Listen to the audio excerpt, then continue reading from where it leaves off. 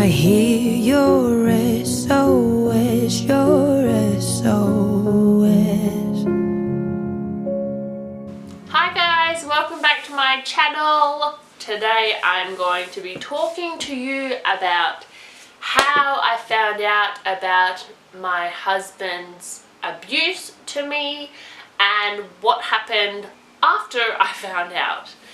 I have written notes, so if I'm looking down, it's just because I'm checking with where I am at. So, being a Christian for me meant that, for me, marriage is for life. When I took my marriage vows, I really, really meant it.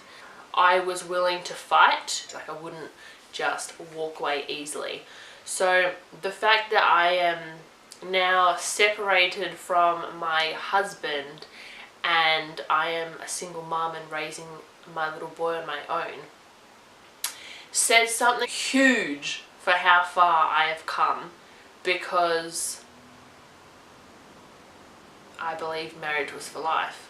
But throughout this story you will see that God really showed me and ministered to me. And ultimately, whether you are a Christian or not, whether you have a faith or you don't know what you believe, God does not want you in an abusive relationship. He does not want you to be in an abusive relationship. And that's one of the things that He showed me, that He does not want me in an abusive relationship, and neither does He want my little boy to be a witness to that type of behaviour and abuse either. So throughout our marriage, I knew that we definitely came from completely different backgrounds. We grew up in completely different countries, we had completely different views, and because of that and the way we worked together as a team and the fact that we just disagreed on quite a few things maybe, I knew that we needed to do counselling. I believe we needed to do it together in marriage counselling, and I also believe that we would both benefit from doing it individually. I had a few things happen in my childhood that I knew that I needed to work through and talk through and deal with, and so I knew that I definitely eventually at some point wanted to do individual counselling with just me working through my past and my childhood and everything that had happened there. So throughout the course of our relationship, I had asked my husband on many occasions if he would be willing to do marriage counselling with me, and every time he always said no. If we couldn't fix it ourselves, then we shouldn't even be in a relationship. He didn't see the point of it, and he always said that it was expensive and he didn't have the time or money or energy to do it. So counselling was something that was never ever agreed to while we were in a relationship. In January 2018, my dad was going to be moving out of his property and he was going to be moving somewhere else. Sidestepping all of his story, my husband, who for the purposes of this video we will call Oscar, he wanted to help my dad, and so he invited my dad to come and live with us. Now at the time I actually wasn't, not a willing party, but I wasn't too keen on the idea. Not that I didn't want my dad there, but I didn't want my dad coming and living with us. Anyway, he asked me to tell my dad, so I said, Dad, Oscar said you can come and stay with us in the meantime while you wait for your place to get ready, and I left it at that. Anyway, Oscar kept pushing the issue, so I told my dad a couple of times. He said again, if you want to come, you can come. And eventually I think Oscar spoke to my dad as well and said, Dad, you can come and stay with us. Anyway, I said to Oscar at one point, you just need to stop pushing. You've made it very clear that you want Dad to come and stay with us, and he knows that you would like that, so just leave it with him. If he wants to, he can. If he doesn't have to. And we left it at that. Then my dad eventually said, yeah, okay, that would be great. Like I I would love to come and, you know, stay with you guys for a bit, spend some time with me and my little boy. For the purposes of this story, we will call him Elliot. And so my dad said, yeah, I would love to spend some time with my grandson. So my dad moved in with us in January 2018. Once my dad moved in, this obviously meant that he was there with us on a daily basis, and he was a witness to my behaviour, Oscar's behaviour, and generally just our family dynamics, how we communicated with each other, what we said, what we did, and he was a witness to that daily. I don't know the exact date, but in February of 2018, so my dad had been there for roughly about a month, my dad told me that Oscar was abusing me. Clearly, he had seen something that I hadn't, because I did not believe him, and that he couldn't stand around and watch anymore, and that if I didn't do something about it, that he would, and pretty much said he was on the brink of calling the authorities because he just couldn't watch it anymore. My initial reaction, I think I actually said to my dad, don't be stupid. If he was abusing me, I would know. And so his response to that was he told me to go and Google it. Now, I guess the more complicated part that I have found with my abuse is that it was not physical. He didn't hit me. He didn't leave bruises. He didn't leave marks.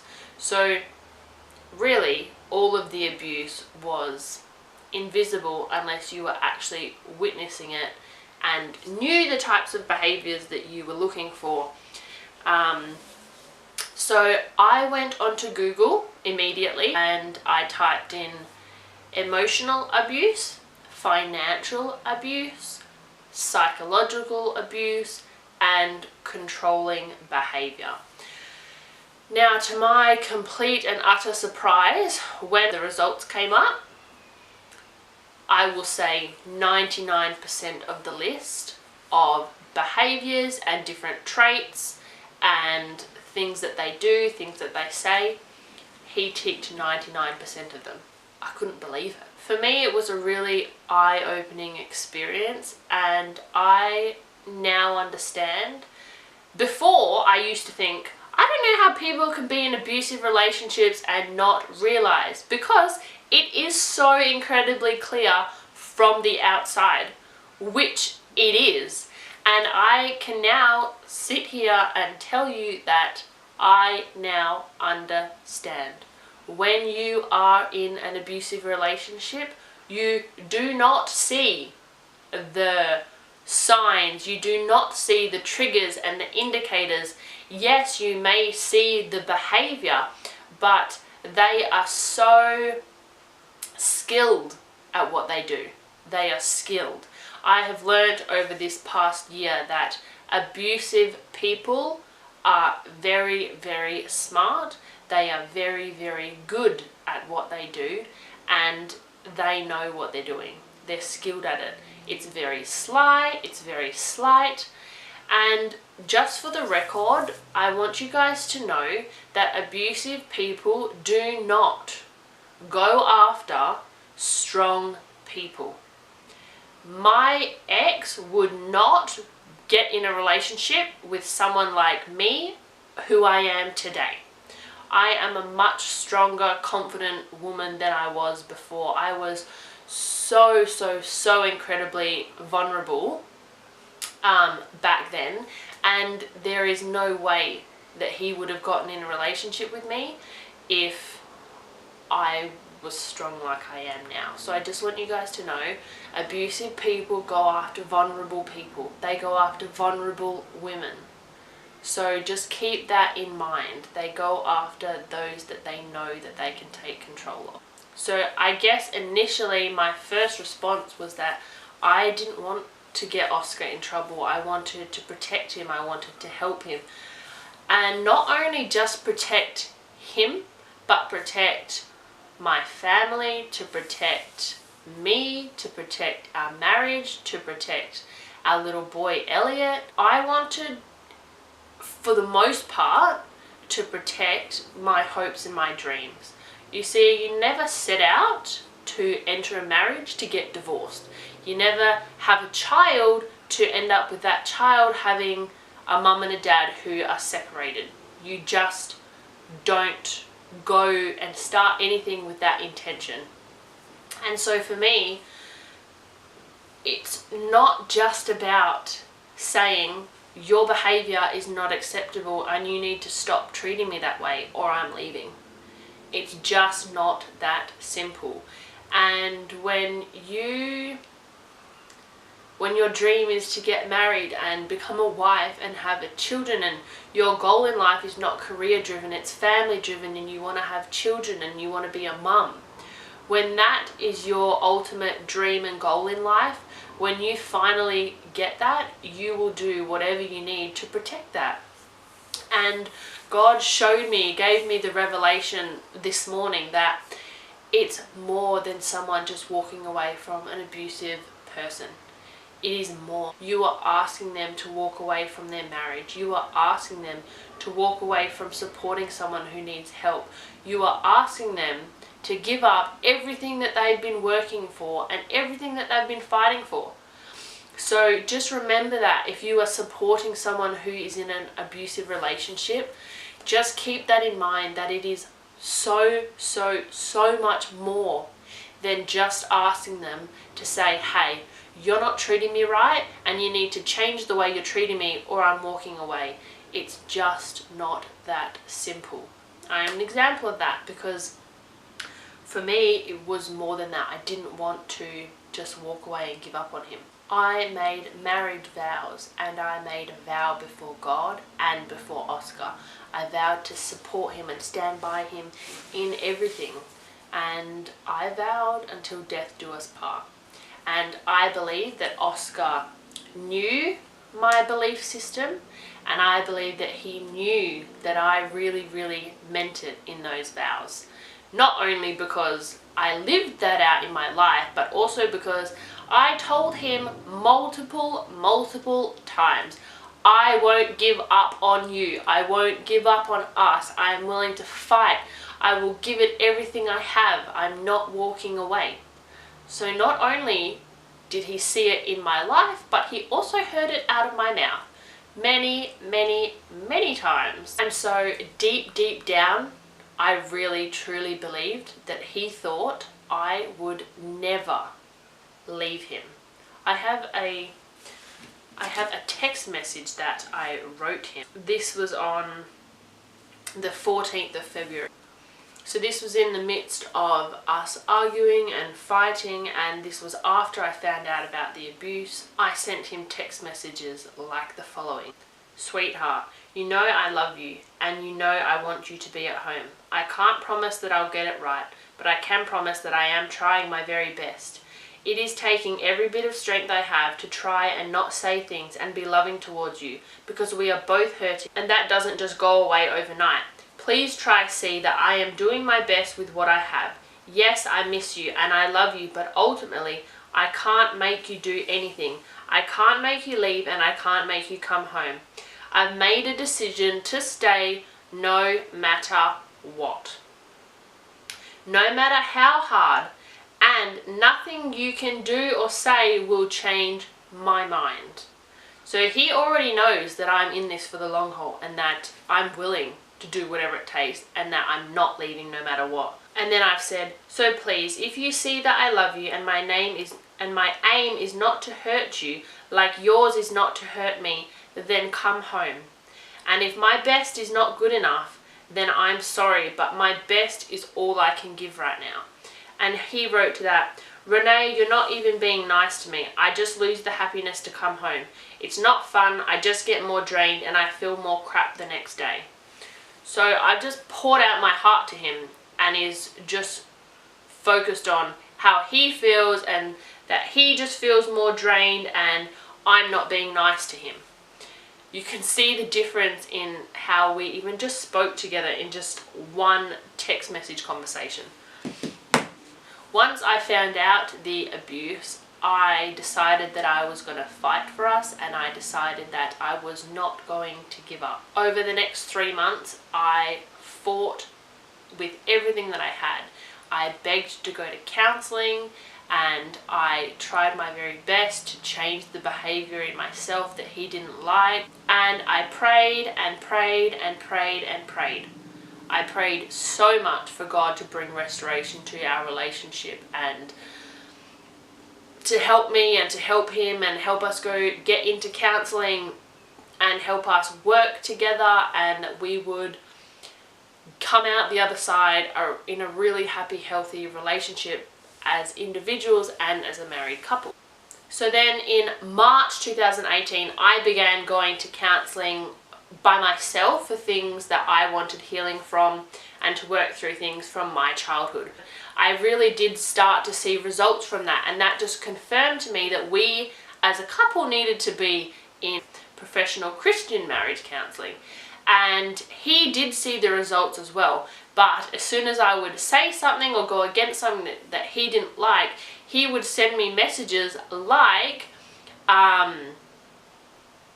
I really thought that these counselling sessions were really helping you, but now you're just being mean to me again. I guess they're not working like I thought they were. And that really hurt, because I knew that it was working and it was helping, but it's just not a magic fix overnight. It doesn't just take away all your problems. I'm still a person, I'm still not perfect, just like everybody else, and it's a slow progress. My sister had been planning for months. She lives over east. She was going to come and stay with us for 2 weeks, but she wasn't going to be there the whole time. So for Oscar, he now has added pressure of now my sister being here as well. My dad and Oscar have very, very different personalities. They have very, very different viewpoints, and they're just completely different. And living together, it really didn't work. Soon after my dad coming, he realized he couldn't handle my dad staying with us, and he wanted him gone. However, he didn't want to talk to my dad because he didn't want to be the bad guy. And I said to him, do you want me to talk to him, and I'll find out how long he's planning on staying for, and I can find out what his plans are and just say, look, maybe we can come up with a time frame that we're all happy with, and then the problem's fixed. But Oscar didn't want me talking to my dad either. I wanted to talk to my dad and resolve the issue, but he wouldn't let me. Oscar became more and more unhappy. He started staying in the truck. He's a truck driver. So he started leaving the house, and he wouldn't come back for days at a time. He was constantly fighting with me and telling me to get my dad to leave. He didn't want my sister there. And it just became really, really hard. But anyway, things started to really, really decline, and obviously my dad over this time noticed the abuse, and he had started to speak up and be a voice when I didn't speak up for myself, and he really kind of stepped in and advocated for me a lot of the time, which obviously Oscar hated even more. And I believe that this was the time that Oscar really saw my dad as a problem, and he became very, very desperate to get him out. It was also in these 3 months that I started to find my voice. I started to speak up for myself and not take no for an answer, and when he asked me something and I said no, I stuck to my decision. Normally I would just keep the peace, and whatever he said I would just eventually, step down or change my mind so that we could just have a peaceful environment rather than one where we were always disagreeing and fighting over things. So finally he eventually agreed to talk to my dad, and we eventually set a date that my dad would move out by the 1st of March. So my dad started working towards this. I was helping him. We were looking at where he would go, and I think it was only a couple of weeks we had until it was going to be the 1st of March, but Oscar couldn't wait until the 1st of March. He couldn't handle people staying with us. It was causing him so much stress. he was spending multiple days outside of the house. He wouldn't come home, and when he did, it was just horrible. Everyone was walking on eggshells. It was a really, really negative environment. It was horrible. And he even missed Elliot's first birthday. He didn't come home for his birthday, which was really, really sad, and it was a really, really hard day. And of course, in this time, he would not take any responsibility for his actions in what was happening. It was all my fault, and he was pointing the finger at me. He was pointing the finger at my dad, which of course is a sign of abusive behavior, pointing the finger at everybody else and blaming everyone else. So the 1st of March was fast approaching, but Oscar couldn't wait that long. And I believe this is when Oscar changed his tactic and he moved to a different strategy. It was the week before the 1st of March, well, not even a week. The 1st of March was on the Thursday and this was the Sunday. Oscar had called a meeting and said, I'm calling his friend Richard to come over, and a pastor that they knew, that he was going to bring them over, and he wanted them to pray for Elliot and I. Now at the time, I was like, that's really the wrong thing. What about you? Don't we all need prayer? To me, that was another warning sign that we were the ones holding the problem, and we were the ones that needed help, and we were the ones that needed fixing, not him. So my dad, myself and Elliot, we were all at church that morning. We came home and it was as clear as day. I had not seen him bring out his Bible for the longest time, and I walked into the house. There was praise and worship music playing in the background. The house was all clean. And I walked into the living room and there was Oscar's Bible laid open in the middle of the table. And my dad and I both just looked at each other and went, are you kidding me? What is this?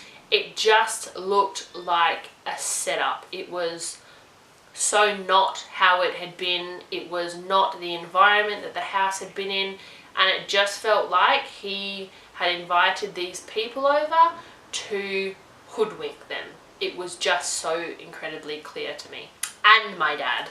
Anyway, Oscar didn't want my dad to be there for the meeting, and I believe that that is maybe the reason why it got a little bit heated before Richard and the pastor came over.